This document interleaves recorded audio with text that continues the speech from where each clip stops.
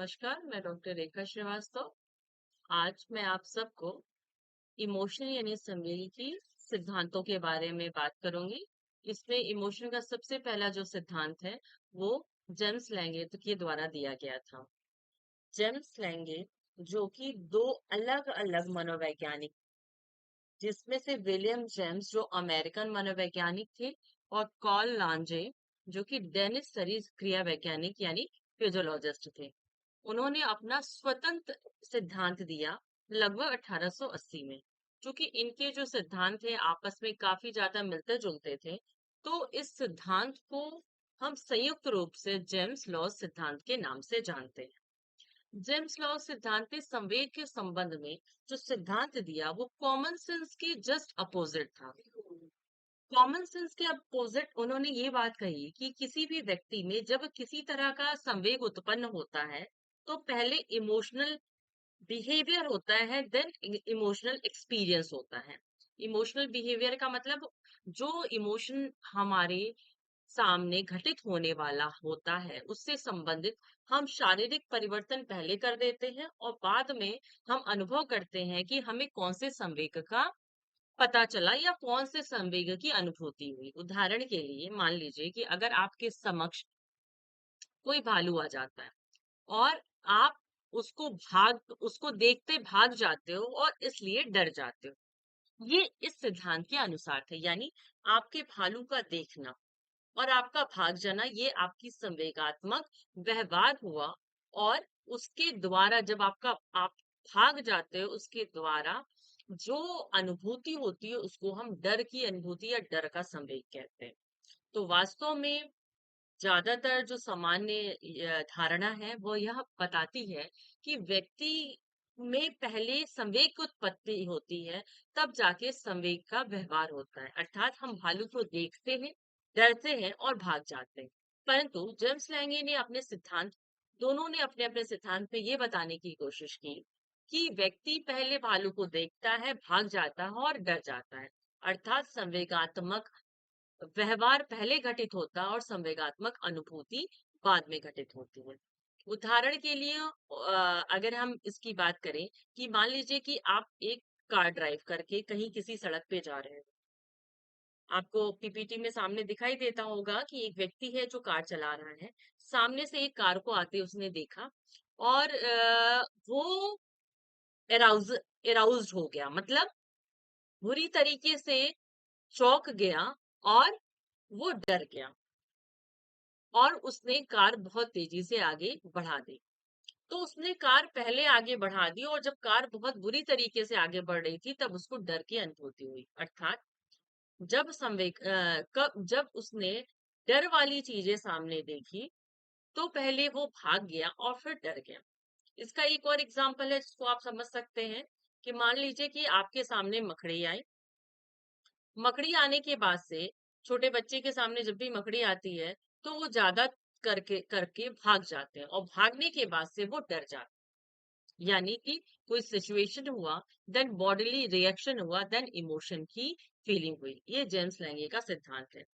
अगर इसको हम ध्यानपूर्वक एक क्रमबद्ध तरीके से देखें तो उन्होंने व्याख्या की कि संवेग की अनुभूति जो होती है तीन चरणों में या थ्री स्टेप्स में होती है। सबसे पहले क्या होता है कि व्यक्ति सिचुएशन को देखता है।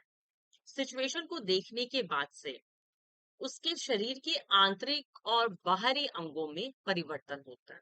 इस आंतरिक और बाहरी अंगों में जब परिवर्तन होता है तो इसकी सूचना मस्तिष्क तक पहुंचती है और देन मस्तिष्क ये एक्सपीरियंस करता है कि हमें डर की अनुभूति हुई या हमें सुखद अनुभूति हुई या दुखद अनुभूति हुई। जेम्स लैंगे का जो सिद्धांत था एक तरीके से कॉमन जो सेंस था उसके जस्ट विपरीत सिद्धांत। परंतु कुछ उन्होंने अपने सिद्धांत के संबंध में तर्क दिया। उदाहरण के लिए कभी कभी ऐसा होता है कि संवेग जागृत होने से पूर्व शारीरिक परिवर्तन की उत्पत्ति होती है। उदाहरण के लिए मान लीजिए कि कमरे में बहुत ज्यादा अंधकार है। उस अंधकार में आपने किसी काली चीज को देखा। काली चीज को देखने के बाद ही आपके हृदय की धड़कनें बढ़ गई, मुंह सूख गया और आप हांफने लगे। इसके अलावा अगर भयंकर ध्वनि या धमाके की को सुनने के बाद व्यक्ति चौंक जाता है, यानी शारीरिक परिवर्तन पहले हो गया और उसके बाद उसको डर की अनुभूति हुई। तो एक तरीके से ये जो पक्ष है कि शारीरिक परिवर्तन पहले हो गया और फिर संवेग की उत्पत्ति हुई, तो वो अपने आप से जेम्स लेंगे सिद्धांत के पक्ष में तर्क था। दूसरा तर्क उन्होंने ये दिया कि जब हम कृत्रिम अथवा बनावटी ढंग से शारीरिक अंगों की अभिव्यक्तियां प्रदर्शित करने से संवेग जागृत हो जाता है। उदाहरण के लिए मान लीजिए किसी फिल्म में या किसी नाटक में जो अभिनेता होते हैं, वास्तव में क्या करते हैं, कृत्रिम व्यवहार करते हैं। कृत्रिम व्यवहार में उनकी आंख से आंसू आता है, वो अपने हाव भाव से प्रदर्शन करते हैं, लेकिन ऐसा देखा गया कि उनके हाव भाव से उनमें आंतरिक परिवर्तन भी हो गया। उदाहरण के लिए अगर वो रोने की एक्टिंग करते हैं, तो कभी कभी उस सिचुएशन पे वास्तव में वो रो भी देते हैं, यानी कि आपके संवेगात्मक परिवर्तन के आपके शारीरिक परिवर्तन के बाद से आपके संवेग में भी परिवर्तन आता है।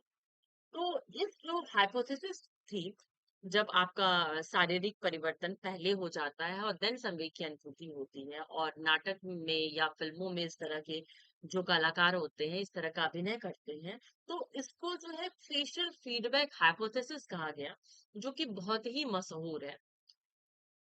तो इस दो आधार पे हम कह सकते हैं कि जेम्स लैंगे का जो सिद्धांत है कहीं ना कहीं संवेग की व्याख्या करता है, परंतु इस सिद्धांत के विपरीत बहुत ही आलोचना की गई।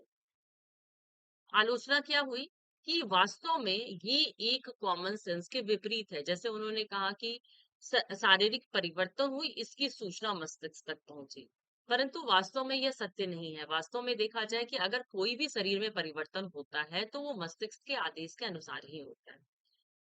परंतु इन्होंने सर्वप्रथम दो ऐसे व्यक्ति थी जो संवेग के संबंध में उन्होंने अपने सिद्धांत को दिया। तो हम ये कह सकते हैं बहुत ही आधारभूत सिद्धांत है। फेशियल फीडबैक हाइपोथेसिस से जो कि इसके सिद्धांत से निकल के आया, ये वास्तव में कई तरह के कलाकारों ने इस तरह की पुष्टि भी की है। तो बेसिक सिद्धांत के रूप में हम इसे देख सकते हैं, परंतु कॉमन सेंस के जस्ट इसके विपरीत है। तो यही छोटा सा सिद्धांत है, तो इसे आप जानने की कोशिश करेंगे। अब मिलते हैं दूसरे वीडियो में। Thank you so much.